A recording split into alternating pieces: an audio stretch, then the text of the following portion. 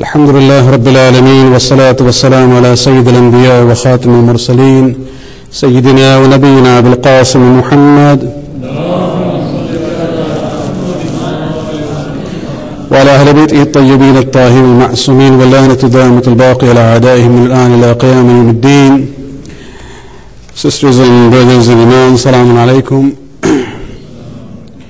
This is the second session that we have about the weekly program on ethics and morality in light of the famous book of Ayatollah Imam Khomeini rahmatullah alayh, known as 40 Hadith.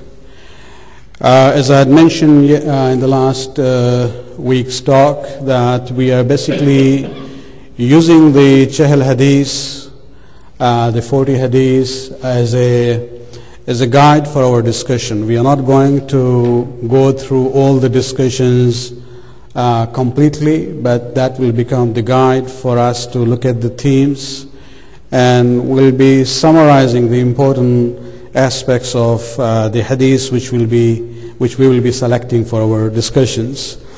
Of course, we'll be adding things to complete our own discussion for each theme.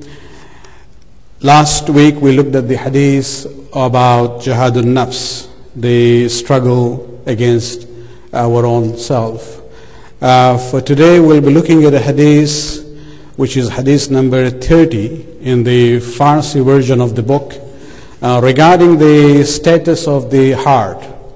Now, in the English translation that I had forwarded the link for you on internet, it says hadith number 31, but in the original Farsi it is hadith number 30. Irrespective of that, the hadith that we'll be discussing tonight has to do with the issue of qalb. But before we go to the actual hadith from Chahal Hadith of Imam Khomeini,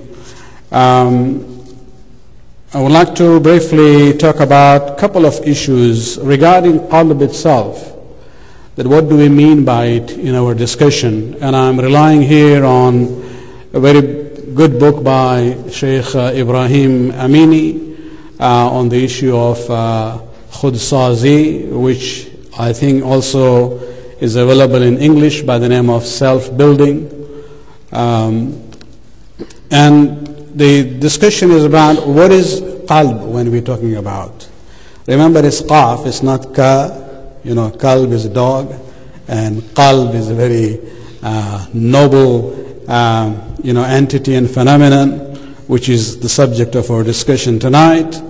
Normally when we look at the term qalb, the translation is heart, and the common understanding of the term heart is this organ which beats inside our chest on the left side.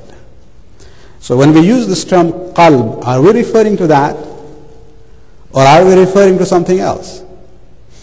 You will see in Quran Allah subhanahu wa ta'ala, when He uses the term qalb or fuad, according to Allah Tabatabayan in Al-Mizan, He has given a very good discussion on this issue, and He says, in most places when Allah subhanahu wa ta'ala uses the term qalb, it doesn't refer to the physical organ in our body.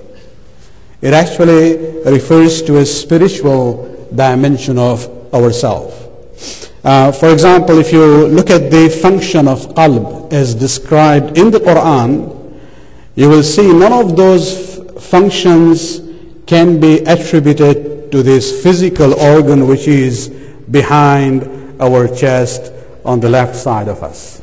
You know, for example, if you look at the Quran, you will see it talks about, that why don't you go and travel around the world and see what happened to the nations before you, فَتَكُونُ لَهُمْ قُلُوبٌ يَفْقَهُونَ بِهَا, so that when you look at the ruins of the civilizations of the past, then your hearts will be able to perceive the reality that, people can have greatest of civilization but is going to die one day. What is everlasting is Allah and the bliss that He would give to people in the hereafter. And so the attribute of يَعْقِلُونَ بِهَا, for example, or يَفْقَهُونَ بِهَا, they reflect on it, they think on it, it is given to the process of qalb. And so thinking or pondering or the lack of that is related to qalb. The concept of iman and kufr and nifaq, in Quran you will see Allah relates it to the state of the qulub of the people. And so it's nothing to do with, with a physical heart. No doctor can open up and say, okay, this heart is a mu'min heart, or this heart is a munafiq heart. It's nothing to do with this physical organ which is within us. Also this process of accepting the hidayat and guidance, or being heedless about it. In Quran, Allah relates it as a function of qalb. Even the issue of being at peace, or in anxiety, or in doubt, this is also related to qalb in the Quran. The issue of being merciful, the issue of being, harsh, that's also something which is, Allah says this is the function of the qalb. So qalb in Quran doesn't mean this physical organ.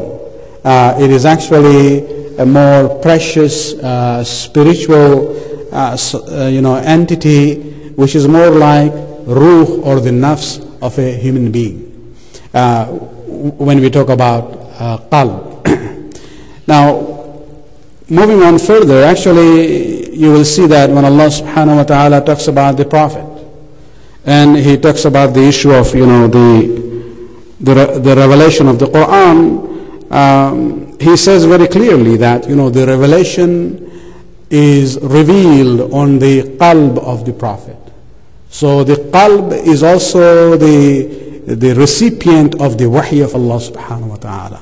And that's not the physical heart. It is actually the nafs and the soul of a human being.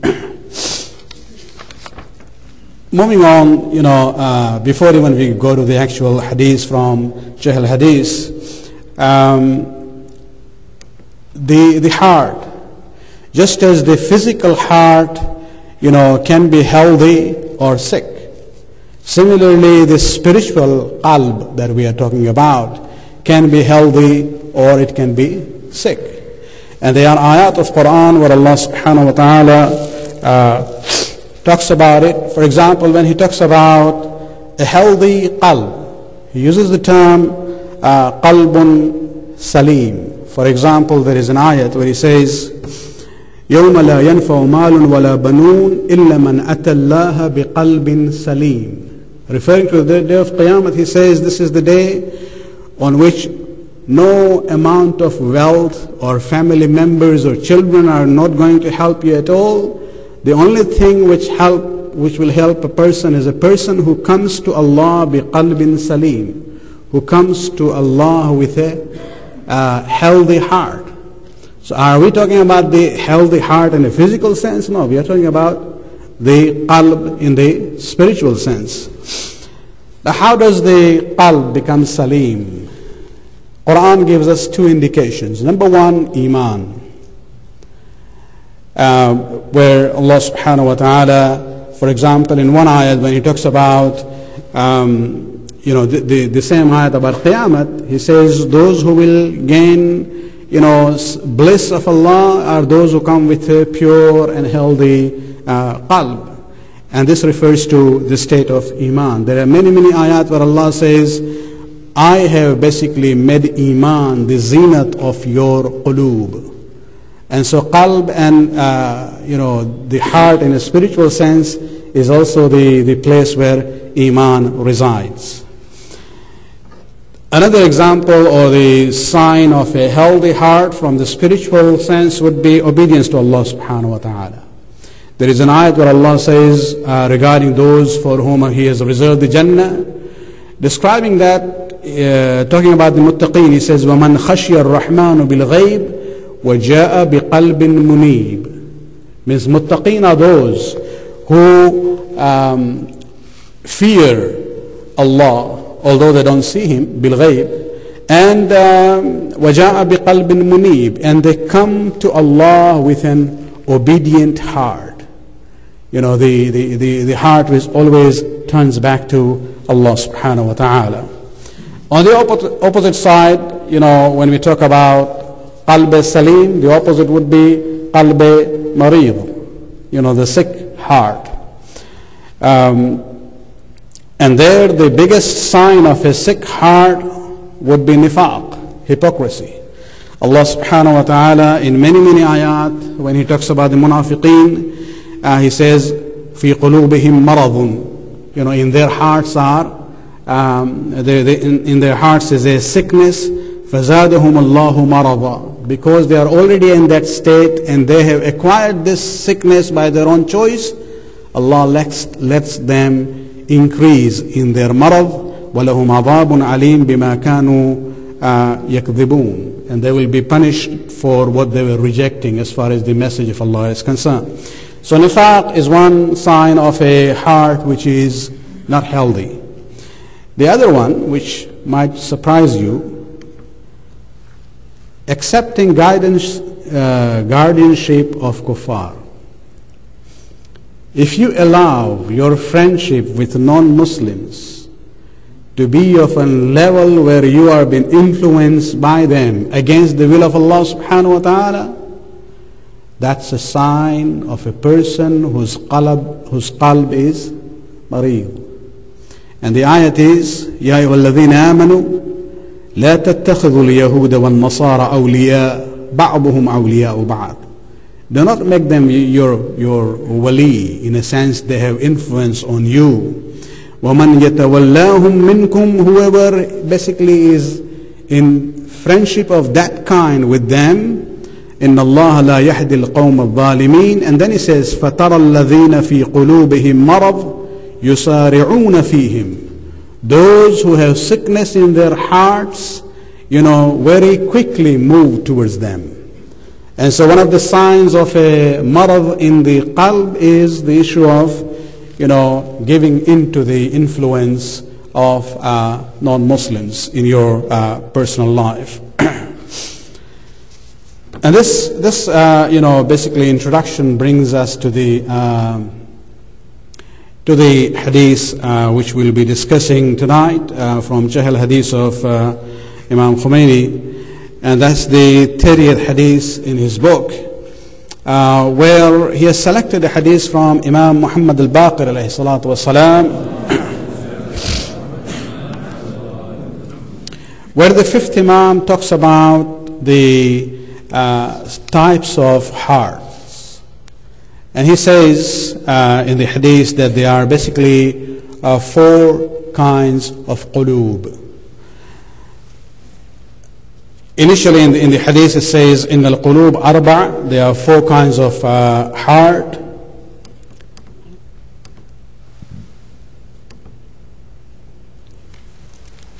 Can you read that from farther?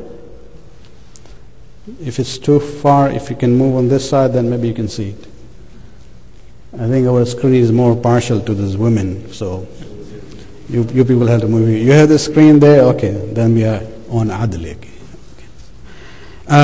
Basically, if you see, Imam is basically saying, إن القلوب أربعة قلب فيه نفاق وإيمان. The first is a heart which has iman as well as nifaq. And this is the most difficult one and the most problemsome for us. And we'll come to this now and even at the end of our discussion. The wavering heart, which wavers sometimes in iman, sometimes goes into the limits of nifaq. The second one, وَقَلْبٌ مَنْكُوس. Imam says the inverted heart. Mankus, which is upside down, inverted. And then the third one, Imam says, وَقَلْبٌ مَطْبُوعٌ طُبِعَ عَلَى قُلُوبِهِمْ. يا ختم الله على قلوبهم. Khatam or طُبِعَ, God has sealed their hearts. And so the third kind of qalb is the sealed heart, matbu'. And the fourth one, Imam says, وَقَلْبٌ أَزْهَرٌ and أَجْدَرٌ. Azhar means the one which is which is luminous, which is radiant, has nur and light. This is the masculine form. The feminine would be Zahra, Azhar and Zahra. That's why, when the Fatimids built this university in Cairo, they call it Jami'atul Azhar. Azhar means which has light. And so when Imam mentioned this category initially, the narrator, Sa'ad, basically he asked the Imam, and he says, Mal Azhar. Oh Imam, what is this Al-Azhar that you are saying? And Imam says, Fihi kahiyati siraj. That is like a lamp. It is a heart which is a lamp within it, and it's giving light. Now, further going on, Imam then talks about,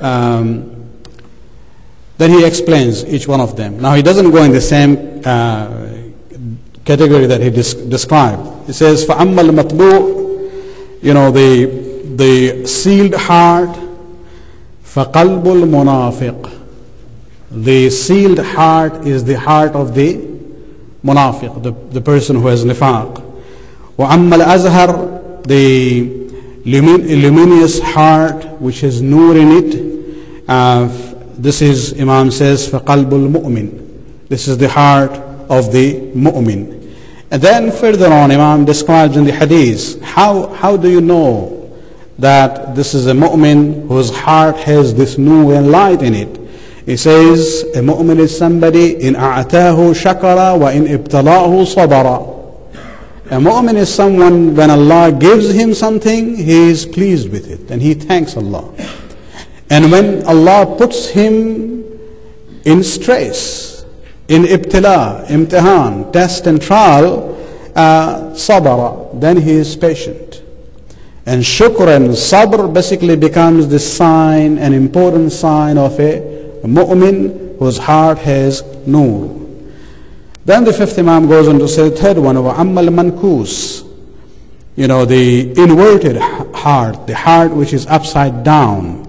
And this is the فَقَلْبُ الْمُشْرِكِ. And in extension you can say وَقَلْبُ الْكَافِرِ. It's all in the same category.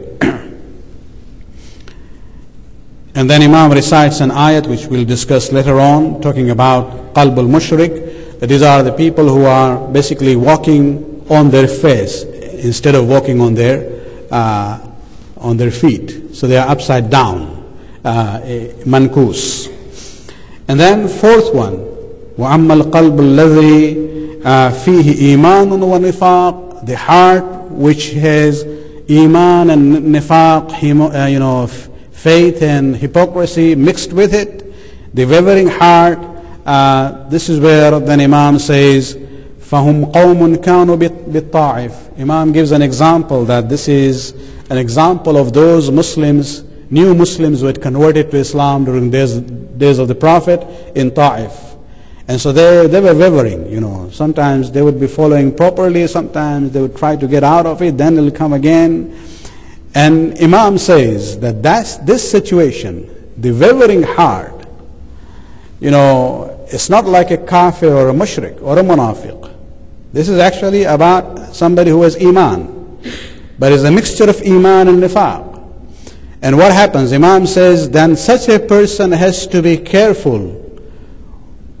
What is the state of that person when he leaves this dunya? Because he has iman and nifaq both. Sometimes he is on this side more, sometimes on that side. So then Imam says, فَإِنْ أَدْرَكَ أَحَدُهُمْ أَجَلَهُ. Then people from this category, once their ajal and death approaches them, if they are ala nifaqihi halaka, if he is in the state of nifaq at that time, he will be treated as a munafiq. وَإِنْ أَدْرَكُهُ عَلَى إِيمَانِهِ. If the death approaches him when he was in the state of iman, naja, then he is rescued, he will be saved from the fire of Jahannam. Now we'll talk about this later on. Then the late Imam Khomeini in his discussion, talks about other ulama, how they have looked at this hadith of Imam Muhammad al-Baqir alayhi salatu wasalam. And they try to come up with a logical, a grouping of these four kinds of hearts. But he himself has given a very good, description. I think we'll go with it. And what I'll do is to simplify that on a logical level. I just made it very simple here on the screen. If you look at it, that the heart of a person has two situations. Either it has iman or it doesn't have iman. Okay, so the first situation is either there is real faith or there is no real faith. Then we go back to the first one. The first could have two situations. Either the faith is stable, this person is on iman, and maintains that stability in his iman, then this is qalbun azhar. A qalb, or a heart which has that nur within it. Or there is real faith, but it is not stable. It's wavering. And this is the example of the fourth category that Imam mentioned in his detailed explanation. Then we go to this second situation where there is no real iman at all. And there, number one, either there is pretense of iman. In heart there is absolutely no iman. But in outward appearance this person behaves like a believer. So this is nifaq. This is qalbun matbu'. And then we have or there is no pretense. This person doesn't have iman in his heart and doesn't even pretend that he is a mu'min. Then this is a mushrik or a kafir. And this is known as a person who has qalbun mankus, who has inverted heart. And so this is how you can look at the division given by our fifth Imam, that this is how you would divide the heart into four categories. Now maybe we should let us go back to the negative perspective first before we go to the positive, and that is mankus and matbu'. Now mankus means the heart which is inverted, upside down, and we are referring to mostly a mushrik's heart or a kafir's heart. And the reason why it's known as mankus and inverted, because he worships. A mushrik, for example, he worships, but instead of worshipping Allah subhanahu wa ta'ala, he is worshipping a fellow human being or an animal or a physical object. So his focus is inverted. It's in the wrong direction, not going up, rather is going down. And therefore his qalb is known as qalbun mankus. It is inverted heart. The matbu', the one which has been sealed. And we'll talk about this more. This refers mostly to munafiqeen in Quran, or even the kafirin when Allah says khatam Allahu ala qulubihim. Allah has put a seal on their hearts. Because what happens is, a munafiq is somebody who lives among the believers. Comes to the masjid. He can actually see Rasulullah, hear him directly. Get the message of Allah subhanahu wa ta'ala directly from Rasulullah, but still he has no impact on him. So he has a heart which has been sealed. It is closed. So the message is coming, but it is not going through. And therefore we say it is a heart which is matbu'un, which has been sealed. Now when we say the heart is sealed, people should get this question that, then what's their fault? If you look at all the ayat where Allah subhanahu wa ta'ala talks about this concept of khatam Allahu ala qulubihim, that He has put a seal on the hearts, you will always see that before that He says these are the people who had given the message, but they chose to ignore it. And they were basically deeply involved in committing sins. It was a path that they had chosen, and therefore as a punishment now Allah is putting a seal on it. So Allah doesn't make anyone munafiq or kafir from day one. They are the one, they chose that state. And the sealing basically, or khatam or tab' becomes consequences of their own sins and transgressions. Let me now, before even we go to the actual hadith or even continue the discussion that Imam Khomeini has, I want to share with you an ayat from Surah Mutaffifin. I was just explaining this to the gathering that we have for the sisters on Monday mornings. It's a very interesting ayat, and when I read it for the first time a few years ago, I was really it had an impact on me, and I always remember that ayat where Allah says, بَلْ رَانَ عَلَى قُلُوبِهِمْ مَا كَانُوا يَكْسِبُونَ. And in this ayat, Allah subhanahu wa ta'ala is talking about something which is very familiar to us on a physical level, but we do not relate to a similar situation on a spiritual level. And so let me put it down in these words. Everybody knows the physical heart attack? Huh? I don't think there is anyone who doesn't know about it. This physical organ in on the left side of our chest. People know about heart attack. And how does it take place? Mostly because of the clogging of the arteries. It blocks the flow of blood, which is the vehicle of, giving oxygen. And so the heart failure then takes place. And so, if we may put it this way, accumulation of cholesterol in arteries which blocks the flow of oxygen is the cause of physical heart attack. But then there is something known as the spiritual heart attack. And that's where we don't really think about. And this is the issue of qalb. Qalb not in the physical sense, on a spiritual level. And this is the way I'll put it, that the spiritual heart attack is caused by accumulation of sins which block the light coming to our qalb. And if you look at the ayat that we have from Surah Mutaffifin, ayat number 14, Allah subhanahu wa ta'ala talks about a group of people who were committing sins and doing wrong things. And then Allah says, why were they doing this? Is it out of ignorance? No, it's not out of ignorance. Basically, they allowed the sins to accumulate on their soul to the extent that the soul on a spiritual level ceased to function in the right way. There was no nur coming out anymore.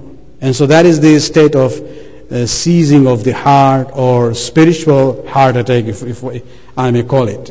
And this is the ayat where Allah says, بَلْ رَانَ عَلَى قُلُوبِهِمْ مَا كَانُوا يَكْسِبُونَ. Actually, the word rana means rusted. So the nur was there, but the sins basically accumulated on it. And because of the accumulation of the sins on the qalb, on the spiritual qalb, the light was no more showing. And this is the other meaning of the word kafir. Kafir literally means, a veil. Kafara, somebody who is covered. Covered what? Covered the nur of guidance that Allah subhanahu wa ta'ala has provided. When he says in Surah Shams, وَنَفْسٍ وَمَا سَوَّاهَا فَأَلْهَمَهَا. That alhamaha, Allah inspired to the soul, to the qalb of a human being, فُجُورَهَا وَتَقْوَاهَا. He inspired to every soul of a human being what is right and what is wrong. قَدْ أَفْلَهَ مَنْ زَكَّاهَا وَقَدْ خَابَ مَنْ دَسَّاهَا. Whoever keeps it clean from sins, then they will see light. Whoever allows it to, the sins to accumulate on it, they will be doomed. And so this is the meaning that we have to keep in mind when we are talking about the health or the sickness of the heart. Let me present to you another hadith from Imam Muhammad al-Baqir alayhi salatu wasalam, where Imam says, every believer has a bright soul. when he commits a sin, a dark dot appears on his bright soul. It's like a clean slate. One sin happens, a dot appears. If he repents, then the dot is erased. Then the soul is clean. But if he persists in sins, the darkness will increase until it covers the entire soul. Then the person will never return back towards goodness and khair. And so when we are talking about the state of heart, the health or the sickness, we have to realize this is, as important for us as we talk about our health of the physical heart. Now going back to the hadith of the fifth Imam on this issue of the categories of the hearts, let us look at the heart of the mu'min, the azhar, qalbun azhar, that Imam referred to. Now one of the important things that we have to realize is that a mu'min's heart is azhar, it is radiant, luminous, unlike the sealed heart. The mu'min's heart is open. The sealed one is closed. And when the mu'min's heart is open, then it has the ability to receive the divine light and guidance and hidayat. And this nur that Allah has given to us, we don't see it in this dunya. But we have to realize that on the day of Qiyamah, we will physically see that nur that Allah has placed within us. There is a concept of things happening to us on the day of Qiyamah, where when we look at our state of the qalb, whether it's healthy or sick, the physical manifestation of that state would be there on the day of Qiyamah. I'll just give you one example. Allah subhanahu wa ta'ala says in one ayat, this is in Surah Taha, ayat number 125, where He says, وَمَنْ أَعْرَضَ عَنْ ذِكْرِي فَإِنَّ لَهُ مَعِيشَةً ضَنْكَ. Whoever turns away from my remembrance, he will have a very difficult life. Which life is he talking about? And we'll leave that for the moment. Then He says, نَحْشُرُهُ يَوْمَ الْقِيَامَةِ أَعْمَى. The person who turned away from the zikr of Allah subhanahu wa ta'ala, Allah says, we will raise him on the day of Qiyamah as a blind person. قَالَ لِمَا حَشَرْتَنِي عَامًا وَقَدْ كُنْتُ بَصِيرًا. Then that person who is raised as a blind on the day of Qiyamah, he will complain to Allah. He will say, Allah, why did you raise me as a blind person? I had eyes, I could see in the dunya. And Allah will say, قَالَ كَذَلِكَ أَتَتْكَ بِآيَاتِنَا فَنَسِيتَهَا. Allah says, well, I sent my ayat and signs to you in this dunya. You had the eyes, you didn't see it. You forgot it. You ignored it. وَكَذَلِكَ الْيَوْمَ تُنْسَى. And today you are going to be forgotten. And so what we see here, when Allah talks about certain spiritual situations that we have here, it will manifest physically there on the day of Qiyamah. A person who is spiritually blind here will be raised physically blind on the day of Qiyamah. A person who has the power of hearing in this dunya but doesn't listen to the message of Allah subhanahu wa ta'ala, on the day of Qiyamah, that person will be raised as a deaf person. A person who has the ability to talk but doesn't really do the zikr of Allah, doesn't do the ibadat of Allah, doesn't do, let's say, a recitation of the kalam of Allah subhanahu wa ta'ala, on the day of Qiyamah, Allah says, I'll, raise you where you will be dumb, you wouldn't be able to say anything. And so similarly, when a mu'min has qalbun azhar, the heart which has nur within it, Allah subhanahu wa ta'ala on the day of Qiyamah is going to literally create that nur in their hearts. And for that, let us go to this ayat from Surah 57, ayat 12 and 13, which is very interesting. Talking about the day of Qiyamah, Allah says, يَوْمَ تَرَى الْمُؤْمِنِينَ وَالْمُؤْمِنَاتِ تَسْعَى نُورُهُمْ بَيْنَ أَيْدِيهِمْ. You will see that the believing men and the believing women, you will see their light would be running ahead of them. Wherever they turn, as if there is a, torch. These miners go with this torch in their forehead. This is just an example. Something like that. Whether it's coming from our, this part or that part, I don't know. But a nur would be there. Whatever direction a mu'min turns, he will see the nur there. This will be physical manifestation of the nur which is there in the heart of a mu'min. And then the ayat goes on that Allah will, give certain things in Jannah to them. And then the following ayat is even more interesting, where Allah says that on that day, يَقُولُ الْمُنَافِقُونَ وَالْمُنَافِقَاتِ لِلَّذِينَ آمَنُوا, that on that day, the hypocrite men and women will say to the believers, wait for us. نَقْتَبِسُ مِن نُورِكُمْ. Wait for us, because we don't have the nur. We don't have light. Wait for us so that we can use your light, borrow your light. And then Allah will say, no, there is a barrier between you and the mu'mineen. You will not be able to benefit from their nur. And so when we talk about this concept of qalbun azhar, here is on a spiritual level, but on the day of Qiyamah that will manifest on a physical level. Now the question comes out, how does a mu'min get that nur? And this is a discussion by itself. We need a whole session for it.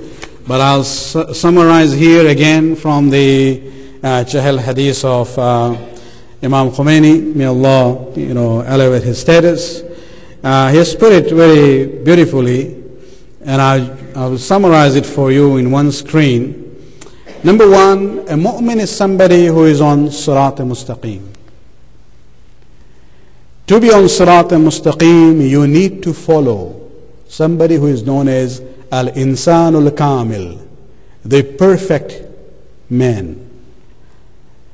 And a human being who has been presented by Allah subhanahu wa ta'ala as the embodiment of perfection. So that's one thing. Number two, the perfect man himself is the manifestation of Allah's Jalal and Jamal. Allah has two kinds of names and attributes. Jalal and Jamal, the attributes which reflect His beauty, and Jalal, the attributes which reflect His majesty and His power. And so, both kinds of attributes are there. And the perfect man, Al-Insan al-Kamil, is the manifestation of the Jamal and Jalal of Allah in this dunya. He maintains that moderation between these two groups of sifat of Allah subhanahu wa ta'ala. On one hand, Allah can be Qahhar and Jabbar. On the other side, He can be Rahman and Ghaffar. So one is Jalal, the other is Jamal. But He maintains that balance. And in Insan Kamil, in himself, He reflects this, balance in his character. A mu'min who needs that nur, he always prays to Allah subhanahu wa ta'ala. All of us do this. We say, Iyyaka na'budu wa iyyaka nasta'een. O Allah, we ask help only from you. What help are we asking? What help is being mentioned in this ayat? Many times we think we are talking about our, bread and butter. No. Actually, the indication is right there in the next letter, the next word in that surah. What is it? Iyyaka nasta'een. Then what? O Allah, we ask help only from you. What are we asking? Ihdina as-sirat al-mustaqim. This nasta'een refers to this following dua. That, O Allah, we seek help only from you. And what is the help that we are seeking? the right path that we want. So the help is for what? The help is for finding Sirat al-Mustaqim and maintaining that in our life. But then we know that for us, we cannot just look at Sirat al-Mustaqim on the level of abstract. We need an example. And so immediately we say, whose path? Sirat al-ladhina an'amta alayhim. And that refers to al-insan al-kamil. So when, as a mu'min is somebody who basically in daily prayers, every day, constantly he is praying that, Allah, I ask help from you. I worship you only, and I seek help from you in what? In hidayat. But hidayat not in abstract form, in form of examples. Uswa, hasana, and that is the example of those whom you have blessed. And that is where, when you raise this question, who is the perfect man? In Sharh al-Hadith, Imam Khomeini talks about it very clearly. He brings many hadiths. He says, that refers to none other than Amir al-Mu'mineen Ali bin Abi Talib alayhi salatu wasalam.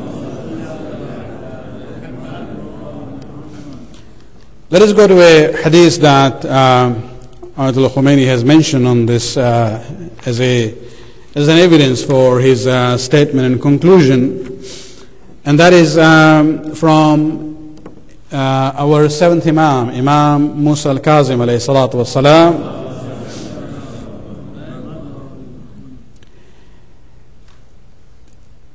The Imam was asked about this ayat from Surah 67, ayat 22, where Allah subhanahu wa ta'ala raises the question, أَفَمَنْ يَمْشِي مُكِبًّا عَلَى وَجْهِهِ أَهْدَى أَمَّنْ يَمْشِي سَوِيًّا عَلَى صِرَاطٍ مُسْتَقِيمٍ.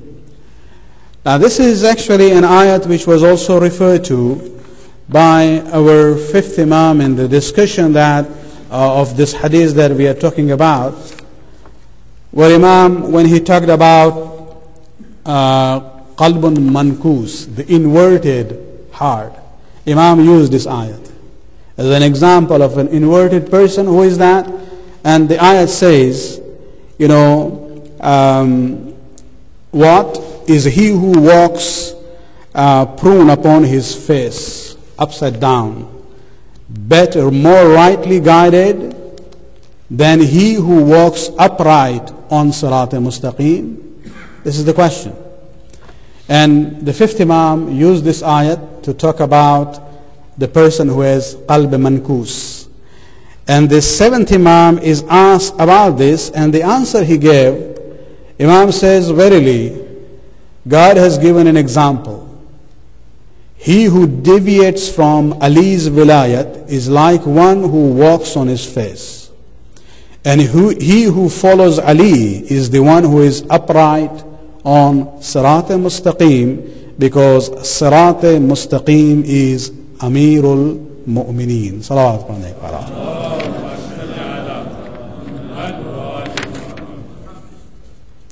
And this is, if we don't want to go into much detail on that issue, but I'll just leave you in this section with the famous hadith that we have from the Shia and Sunni sources about Imam Ali. If you remember, in one of the slides when we talked about the health or the sickness of the heart, one of the signs of a healthy heart is Iman, and one of the main signs of a sick heart is Nifaq.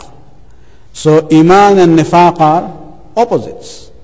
And the Prophet has said, and this has been narrated by both schools of thought, from many prominent ashab, where the Prophet says to Ali, that وَعَلِي لَا يُحِبُّكَ إِلَّا مُؤْمِنٌ وَلَا يُبْغِضُكَ إِلَّا مُنَافِقٌ. O Ali, no one will love you except a mu'min, and no one will hate you but a munafiq. And so the love of Ali becomes the symbol of Iman, and the hatred of Ali becomes the symbol of Nifaq. And so when we talk about Amir al-Mu'mineen being, the source of that nur, and of course, he is the wasi of Rasulullah, and the father of the Imams who come later on. And so all of them are in that position of, the designation of Al-Insan Al-Kamil, as our spiritual masters call them. But let me, go back to this slide that we looked at it earlier. And this is, I think, we had to really think about it. The fifth Imam's Hadith basically says that qalb is of 4 categories. One, 2 of them have real iman, and the other 2 don't have iman at all. Now, when we look at it, we wouldn't be so much concerned about the last 2 categories here. Inshallah, we are out of it.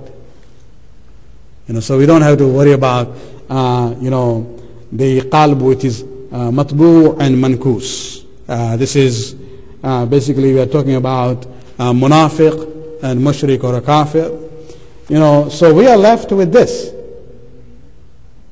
And that is the difficult part.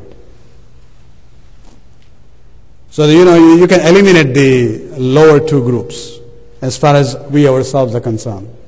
But what about the first and the second? Are we stable in our iman? Is our qalbun azhar? Or is it the qalb fihi nifaqun wa iman?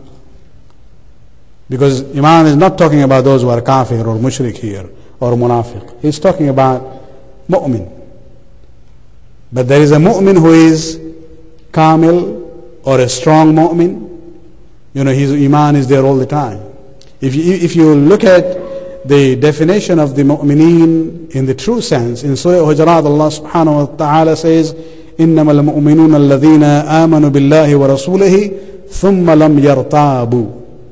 That verily the mu'mineen are those who believe in Allah and His Messenger, and then they do not entertain any doubts. But then there are some Muslims who sometimes have iman, sometimes don't have. They waver here and then there. And you would classify them more appropriately as Muslims rather than as mu'mins. And we have to be careful about it.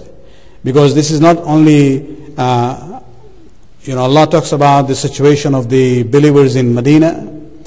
He talks about the mu'mineen, he talks about munafiqeen, and then he says there are some mu'mineen or Muslims who are da'if, who are weak. Sometimes when they are put under challenge and distress and difficulty, they start having doubts. When economic picks up, they are okay. Allah is there. And they think, Allah wasn't there when they were going through difficulty. And that's a very, difficult situation that we have to think about. And I'll give you real situations among our people. If you see somebody who is very careful about religion, when he or she comes to the masjid, very punctual in ibadat, then you see that same person in masjid, very mu'min, in matjar, when he's there at his business, doesn't care about halal and haram. This is a state of a person who is wavering.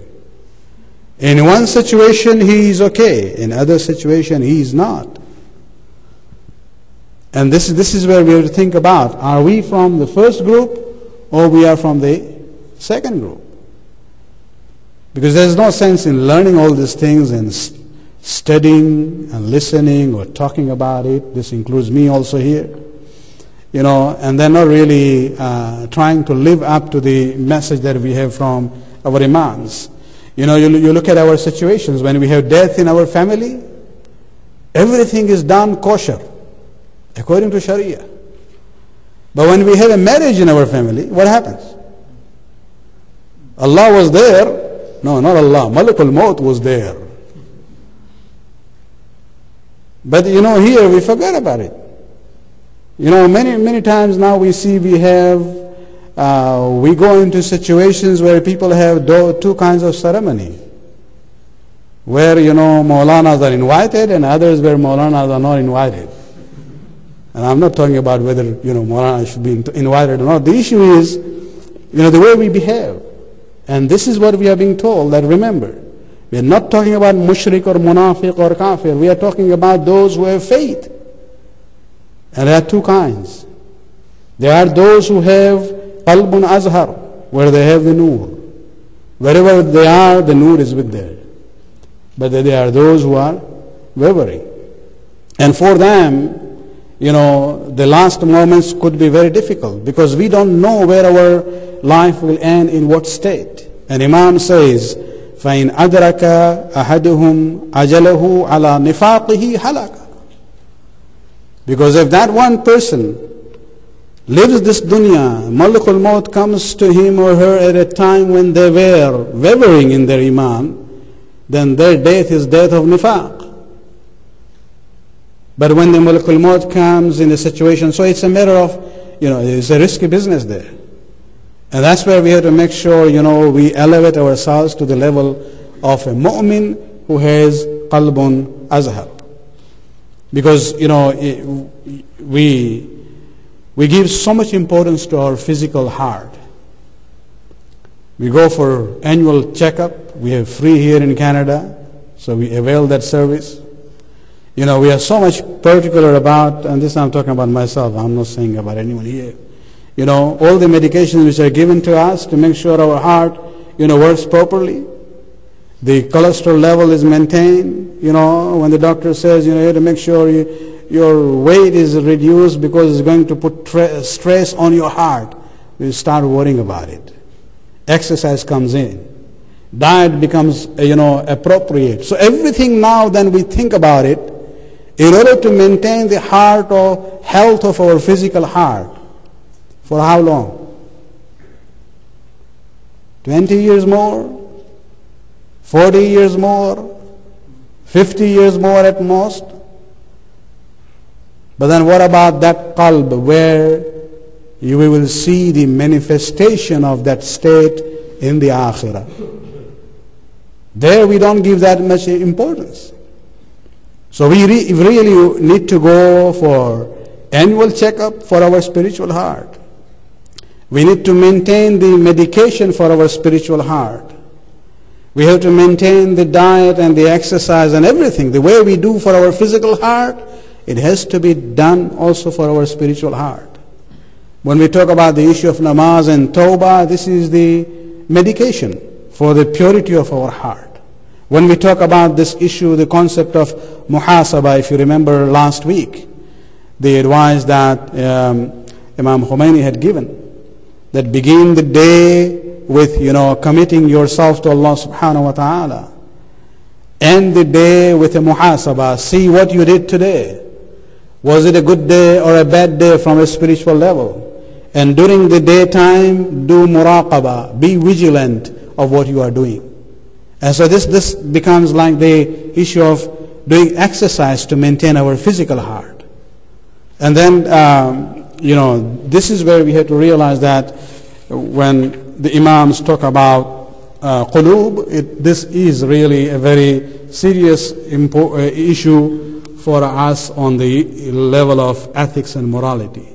Let me conclude with a very interesting hadith about the importance of this heart, the spiritual heart, where Nabi Dawood alayhi salam once was asking Allah subhanahu wa ta'ala, he says, Ilahi li kulli malikin khazanatun fa'ayna khazanatuka. That, O Allah, all the kings, every king has a very a treasure of the precious things that he would really, like and love. فَأَيْنَ خَزَانَتُكَ? Where is your treasure? Where is your khazana? And Allah subhanahu wa ta'ala responds to Prophet Dawood by saying, first describing his treasure. He says, لِي خَزَانَةٌ, I have a treasure, أَعْظَمُ مِنَ الْعَرْشِ, it is greater than my throne. وَأَوْسَعَ مِنَ الْكُرْسِي, It is wider than kursi, the power and glory of Allah. وَأَطْيَبُ مِنَ الْجَنَّةِ. It is more, beautiful and good than Jannah. وَأَزْيَنُ مِنَ الْمَلَكُوتِ. More beautiful than my kingdom. And then he describes what is the geographical, location of this treasure that Allah loves. He says, أَرْضُهَا الْمَعْرِفَةِ. The land of that treasure is to have knowledge. سَمَاؤُهَا الْإِيمَانِ. The sky over that is Iman. وَشَمْسُهَا الشَّوْقِ. And the sun of that domain is the longing for Allah. وَقَمَرُهُ الْمُحَبَّةِ. And its moon is the love.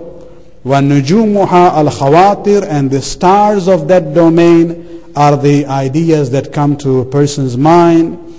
وَمَطَرُهَا الْرَحْمَةِ. The rain which comes in that domain is the mercy, and the fruits of that domain is obedience to Allah.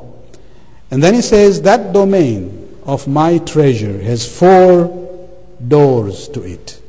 Al-ilm, wal-hilm, wal-sabr, wal-ridha. Knowledge, forbearance, patience, and pleasure of Allah. And what is that khazina? What is that treasure that Allah is describing this way? He says, Ala wa hiya al-qalb. The heart of a mu'min is the treasure of Allah subhanahu wa ta'ala. So consider that to be precious than anything else, and try to maintain it, bring it to the level of qalbun azhar. So inshallah, Allah can bless us with the nur even on the day of Qiyamah. ربنا آتنا في الدنيا حسنة وفي الآخرة حسنة وقنا عذاب النار برحمتك يا أرحم الراحمين.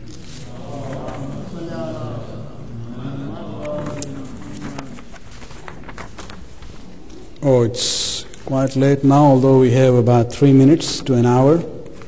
So, any question, quick? Yes?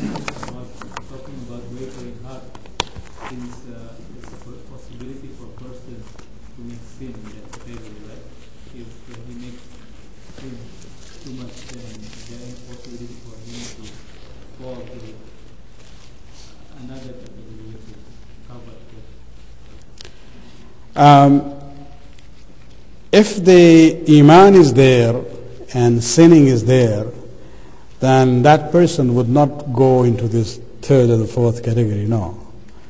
Because the 3rd and the 4th categories of where there is no iman at all.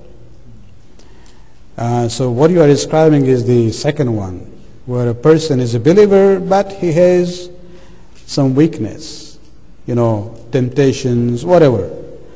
And that person has to constantly, work to bring himself or herself to a higher level. And this is where the issue of tawbah comes in.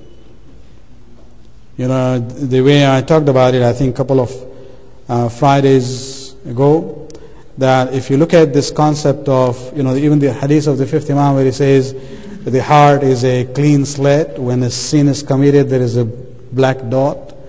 And tawbah is the way of erasing it. If you look at the ayat in Surah Baqarah, ayat number 222, where Allah talks about physical purity and ghusl and wuzu, at the end he says very beautifully, he says, Allah loves those who do tawbah and He loves those who do taharat. The whole ayat is about taharat. Why does He bring tawbah there? And He mentions tawbah first and taharat later on. It's just an indication that the taharat that you do of wuzu and ghusl, this is cleaning your body by water. But tawbah is a method of cleaning your soul. And that is more important. Allah puts that first before taharat. And that's where the issue of tawbah is very, very important for us.